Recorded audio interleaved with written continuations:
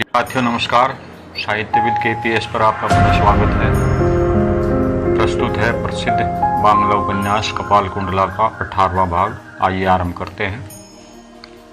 लुत्फुन्निसा ने अपने महल में पहुंचकर पेशमन को बुलाया और प्रसन्न हृदय से अपनी पोशाक बदली। स्वर्ण मुक्त आदि संचित वस्त्र उतारकर पेशमन ने कहा, यह पोशाक तुम ले लो। सुनकर पेशमन कुछ विस्मय में आई। पोशाक बहुत ही बेशकीमती और हाल ही में तैयार की गई थी।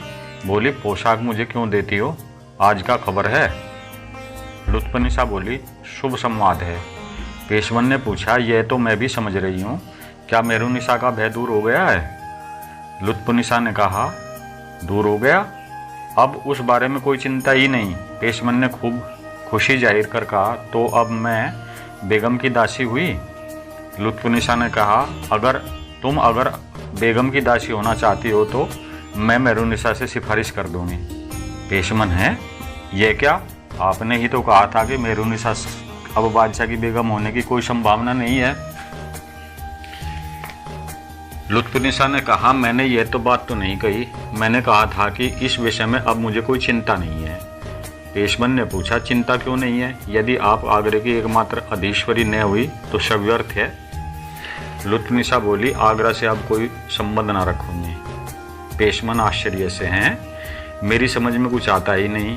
तो वह शुभ संवाद क्या है, समझाकर बताइए ना।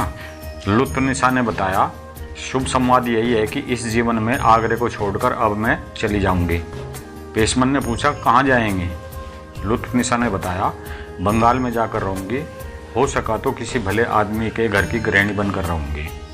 पेशमन ने कहा, यह व्यंग नया जरूर है, लेकिन सुनकर कलेजा कांप जा उठता है। लुत्फुन्निसा ने बताया, व्यंग नहीं करती, मैं सचमुच आगरा छोड़कर जा रही हूँ। बादशाह से विदा ले आई हूँ। पेशमन, यह कुप्रवृत्ति आपकी क्यों हुई? लुत्फुन्निसा ने कहा, यह कुप्रवृत्ति नहीं है। बहुत दिनों तक आगरे में रही, क्या नतीजा हुआ? बचपन से ही सुख की बड़ी प्यास थी। उसी प्यास को बुझाने के लिए बंगाल से यहाँ तक आई। इस रतन को खरीदने के लिए कौन सा मूल्य मैंने नहीं चुकाया? कौन सा दुष्कर्म ऐसा है जो मैंने नहीं किया? और जिस उद्देश्य के लिए यह सब किया, उसमें मैं क्या नहीं पा सकी? ऐश्वर्य, संपदा, धन, गौरव, प्रतिष्ठा, सबका तो छक कर मजा लिया। लेकिन इतना पाकर भी क्या हुआ? आज यहाँ बैठकर हर दिन को गिनकर कह सकती हूँ कि एक दिन के लिए, एक क्षण के लिए भी सुखी ना हो सकी। कभी परितृप्त न हुई। सिर्फ प्यास दिन पर दिन बढ़ती जाती है। चेष्टा करूं तो और भी संपदा और भी ऐश्वर्य लाभ कर सकती हूं, लेकिन किस लिए? इन सब में सुख होता तो क्यों एक दिन के लिए भी सुखी ना होती?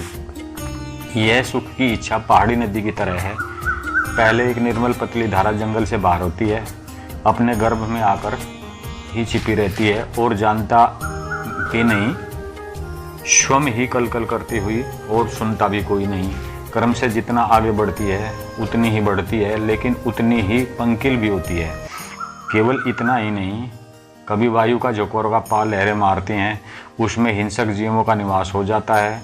जब शरीर और बढ़ता है तो कीचड़ और भी मिलता है, जल गंदला होता है, खारा हो जाता है, असंख्य ऊसर और रेत उसके हृदय में समा जाता है, वेग मंद पड़ जाता है। इसके बाद वह वृत्त रूप, गंदा रूप सागर में जाकर क्यों विलीन हो जाता है, कौन बता सकता है? पेशमन ने कहा, मैं यह सब तो कुछ भी नहीं समझ पाती, लेकिन यह सब तुम्हें अच्छा क्यों नहीं मालूम पड़ता? लुत्फुन्निसा बोली, क्यों अच्छा नहीं मालूम पड़ता? यह इतने दिनों के बाद अब समझ पाई। 3 वर्षों तक शाही महल की छाया में बैठकर जो सुख प्राप्त नहीं हुआ, उड़ीसा से लौटने के समय बाद में एक रात में वह सुख मिला, इसी से समझी। पेशमन ने पूछा, क्या समझी? लुत्फुन्निसा बोली, मैं इतने दिनों तक हिंदुओं की देव मूर्ति की तरह रही, नाना स्वर्ण और रतन आदि से लदी हुई, भीतर से पत्थर। इंद्रिय सुख की खोज में आग के बीच घूमती रही, लेकिन अग्नि का स्पर्श कभी नहीं किया। अब एक बार देखना है, शायद पत्थर के अंदर से कोई रक्तवाही शिरा हृदय में मिल जाए। पेशमन ने कहा, यह भी तो समझ में नहीं आता। लुत्फुन्निसा बोली, मैंने इस आगरे में कभी किसी से प्रेम किया है? पेशमन ने धीरे से कहा, किसी से भी नहीं। लुत्फुन्निसा ने कहा, तो फिर मैं पत्थर नहीं तो और क्या हूँ? पेशमन ने कहा, तो अब प्रेम करने की इच्छा है क्या? तो क्यों नहीं करते? लुत्फुन्निसा बोली, हृदय ही तो है, इसलिए आगरा छोड़कर जा रही हूँ। पेशवन ने कहा, इसकी ज़रूरत ही क्या है? आगरे में क्या आदमी नहीं है जो दूसरे देश में जाओगे? अब जो तुमसे प्रेम कर रहे हैं इन्हें तुम भी प्रेम क्यों नहीं करते? रूप में, धन में, ऐश्वर्य में, चाहे जिसमें कहें, इस समय दिल्ली ईश्वर से बढ़कर पृथ्वी पर कौन है? लुत्फुन्निसा ने पूछा, आकाश में चंद्र सूर्य के रहते जल अधोगामी क्यों हो जाता है? पेशवन ने कहा, मैं ही पूछती हूँ क्यों हो जाता है? लुत्फुन्निसा बोली, ललाट लिखन भाग्य। लुत्फुन्निसा ने सारी बातें खुलकर न बताई। पाषाण में अग्नि ने प्रवेश किया। पाषाण गल रहा था।